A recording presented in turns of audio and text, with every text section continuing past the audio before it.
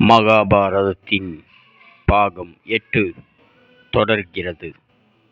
பரத மன்னனுக்குப் பல மகன்கள் வாரிசு உடையவர்களாக இருந்தாலும் அவர்கள் வளர்ந்த பின் இவர்களால் என் குடிமக்களுக்கு சிறந்த மன்னனாக இருக்க முடியாது என அறிவித்தார்.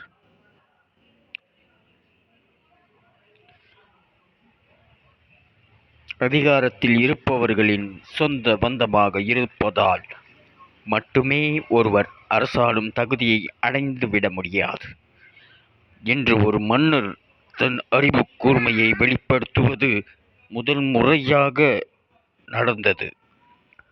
நீங்கள் அரசனுக்கு மகனாக பிறந்ததால் மட்டுமே நீங்களும் அரசனாவது அவசியம் இல்லைதானே? இந்த தெளிவை பரதர் கொண்டு வந்தார். இதனால் பரதரின் மீது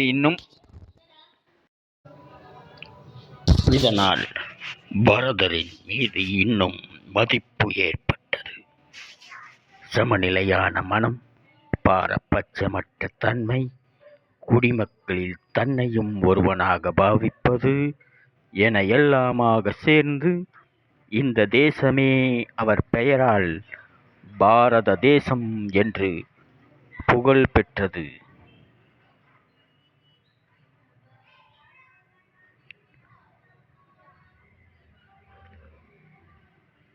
வித்தா என்ற ஒரு இளைஞனை கண்டுபிடித்தார் பரதர்.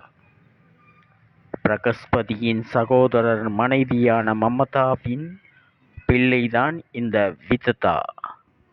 ஒரு க்ஷணம் நிலை தடுமாறிய பிரகஸ்பதி அறிவிழந்து மமதாவின் மீது தன் ஆளுமையை பிரயோகிக்க இருவரின் பிள்ளையாக விததா பிறக்கிறான். பரதர் இந்த பிள்ளையை அரசனாக தேர்ந்தெடுக்கிறார். தன் வாழ்நாள் முழுவதும் சமநிலையுடனும் ஞானத்துடனும் மாபெரும் அரசனாக வாழ்ந்து காட்டுகிறார் விததா. விததாவின் வாரிசுகளில் 14வது தலைமுறையில் சாந்தனு பிறக்கிறான். நாமும் வேகமாக பயணித்து சாந்தனுவின் கதைக்கு வருவோம். பாண்டவர்கள் மற்றும் கௌரவர்களின் பாட்டனார்தான் இந்த சாந்தனு. அவரது முந்தைய பிறவியில் மகாபிஷேக் என்ற பெயரில் வாழ்ந்து வந்தார். முழுமையான வாழ்க்கையை வாழ்ந்த மகாபிஷேக் தேவலோகம் செல்கிறார்.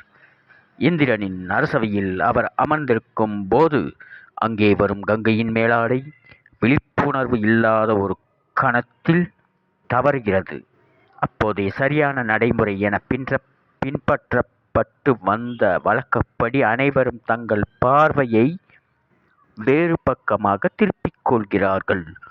தேவலோகத்திற்கு புதிதாக வந்த மகாபிஷேக் மட்டும் தொடர்ந்து தன் பார்வையை கங்கையின் மீதே பதித்திருக்கும் முறையற்ற செயலை கவனிக்கும் இந்திரன், நீ தேவலோகத்தில் இருக்க தகுதியற்றவன், மீண்டும் பூமிக்கு சென்று நீ மனிதனாக பிறக்க வேண்டும் என்று கட்டளையிடுகிறார். மகாபிஷேக்கின் கவனம் தன் மீது இருப்பதை கங்கையும் ரசிப்பதை கவனித்த இந்திரன், இது முற்றிலும் சரியில்லாத செயல். உன் மீது கவனம் விழுவதை நீயும் ரசிப்பதாக தெரிகிறது. எனவே நீயும் திரும்பிச் சென்று மனிதனாக பிறக்க வேண்டும் என்று கங்கையை பணித்தார். மனிதனாக இருப்பதால் ஏற்படும் எல்லா வலிகளையும் சுகங்களையும் அனுபவித்து எந்த கர்வம் அழிந்த பின் மீண்டும் இங்கே திரும்பி வருவாய் என்று